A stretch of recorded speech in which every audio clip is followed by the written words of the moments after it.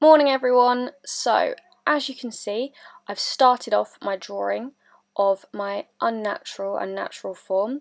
I started by drawing a line roughly where my unnatural form was going to sit. I've lightly sketched out the rough shapes, so I'm just very lightly working out roughly where everything goes. Once I'm slightly more confident, I then apply slightly more pressure or simply redraw over the top. I'm using my pencil as a guide, so placing it down on the paper to measure the direction of my objects. This is a really useful tool as it allows you to actually quite quickly work out the direction of your object in relation to the other object it's near. So as you can see, I've lightly sketched out both my forms now, and I'm slightly working into them with a little bit more detail. These two drawings that you'll create, one of an unnatural and one of a natural form, will then allow you to create some work a little bit later on, inspired by the artist Niana Oakley. Ideally, when you're creating these works, I'd like to see a range of different marks used. So I want you to really look quite closely at the texture, the surface of your natural or unnatural form. Okay? So for example, I intentionally chose a cafetiere because it's quite shiny and smooth and the light was reflecting off it. So this allowed me to create quite interesting shapes on the surface of the cafetiere as the light reflects off the metal.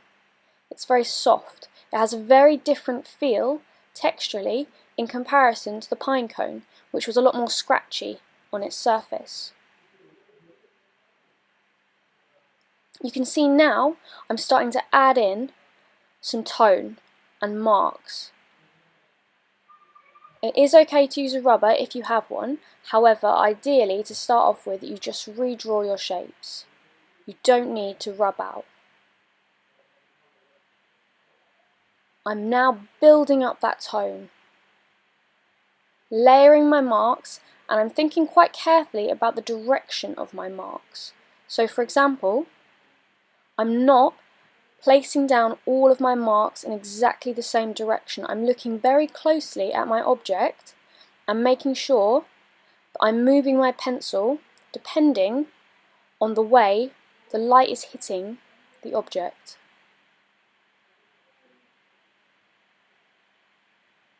I'm not just applying lots and lots of pressure to get those darker tones, I'm slowly building up those tones, layering my marks. I'm moving around my form, jumping about the page as I go.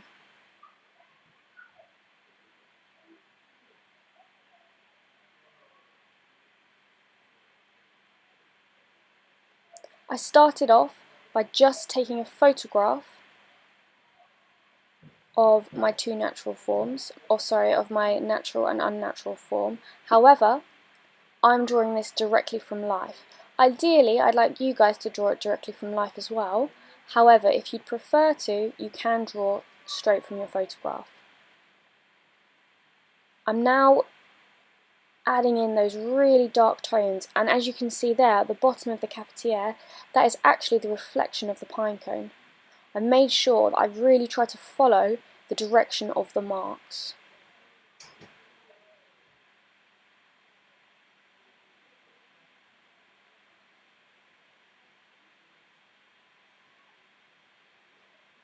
With your works, ideally I'd like to see a minimum of 3 tones. So a really light tone, a mid-tone, and then a dark tone.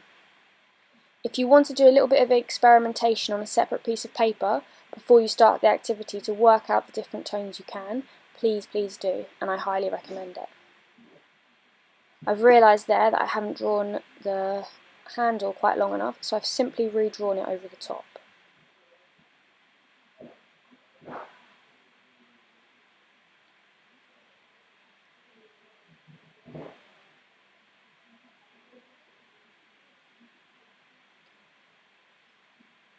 I'm now starting to work more into my pine cone, really very carefully adding in those darker tones so I can work out the rough shape.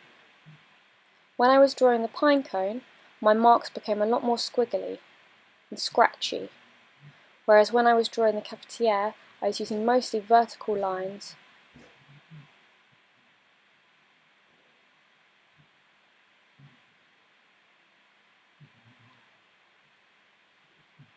With your work, I really do want to see a difference in the textures of the surface. So ideally, you're going to use two different objects which have very different textures.